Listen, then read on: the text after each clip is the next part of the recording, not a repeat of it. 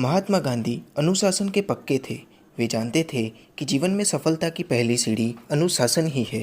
यही वजह है कि उन्होंने अपने जीवन में अनुशासन का हरदम पालन किया। नियमों को मानने और उसके पालन करने में वे न तो अपने छोटे साथियों के आगे शर्माते थे और न ही बच्चों के आगे। उनके अनुशासन से जुड़े वैसे तो कई किस्से हैं जो ये बताते हैं कि नियमों से परे उन्होंने सोचना ही छोड़ दिया था। इन्हीं किस्सों में से कुछ एक हम आज आपको बताने वाले हैं। महात्मा गांधी के साबरमती आश्रम में हर काम का समय नियत था और नियम कायदों का सख्ती से पालन होता था।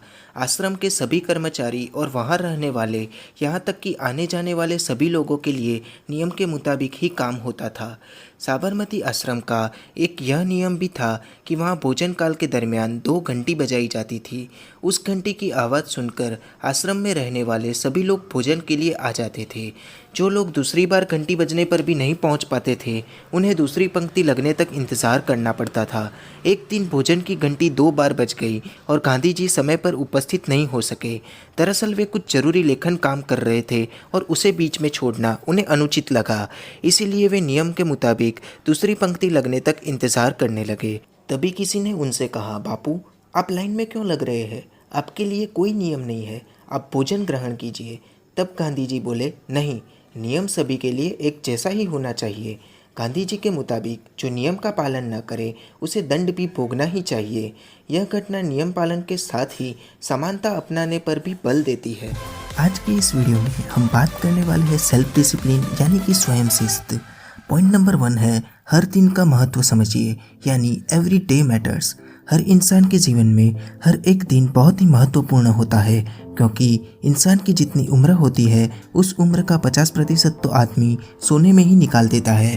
बाकी बचा हुआ 50% बाकी सब कामों के लिए होता है।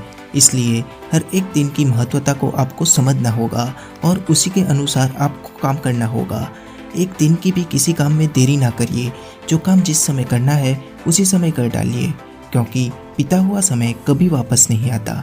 अगर आप हर काम को टाइम पर करने लगेंगे तो यह आपके अंदर एक सेल्फ डिसिप्लिन का हिस्सा बन जाएगा और दूसरे लोग भी आपको फॉलो करने लगेंगे। सेकंड पॉइंट है, adapt the challenge mindset. Challenge स्वीकार करने के लिए हमेशा तैयार रहे। जब आप अपने आप को अनुशासित करना शुरू करते हैं तो आपके सामने बहुत सारे चैलेंज आते हैं, किंतु आपको यह चैलेंज स्वीकार करने हैं और इनको पूरी तरीके से सामना करना है और इनसे पीछा छुड़ाकर कभी नहीं भागना।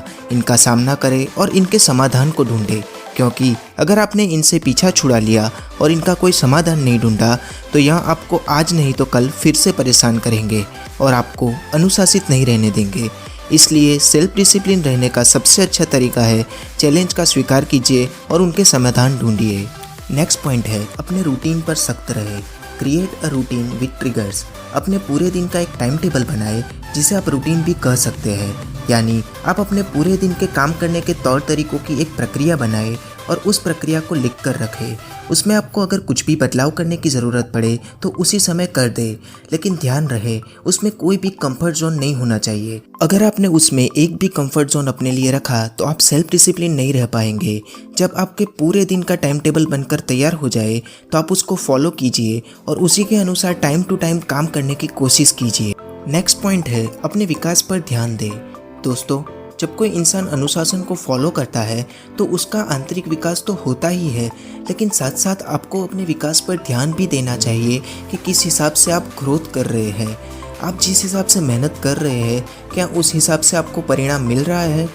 इस तरह से आप एनालाइज करिए और उस तरह से अपने सेल्फ डिसिप्लिन के मामले में चेंजेस लाइए, तो ज़रूर ही आपको कामयाबी हासिल होगी। आज का लास्ट पॉइंट है, महत्वाकांक्षा को बढ़ाए यानी रेज योर एम्बिशंस। दोस्तों, अगर आपको एक चीज़ में कामयाबी हासिल हो जाती है, इसका मतलब ये नहीं है कि आप ज़िंदगी में कामयाब हो गए हैं। हमेशा ही कुछ नया जानने का और नया सीखने का प्रयास करते रहे। आपको जहाँ से भी नई जानकारी, नया ज्ञान मिलता है उसे बटोर लीजिए, वो आपको बहुत ही काम आएगा आपकी ज़िंदगी में। और अपने आप को डिसिप्लिन में ढलने की कोशिश करते रहिए। तब तक के लिए आप इस वीडियो को लाइक कर सकते हैं, हमारे चैनल को सब्सक्राइब करके हमारा मनोबल बढ़ा सकते हैं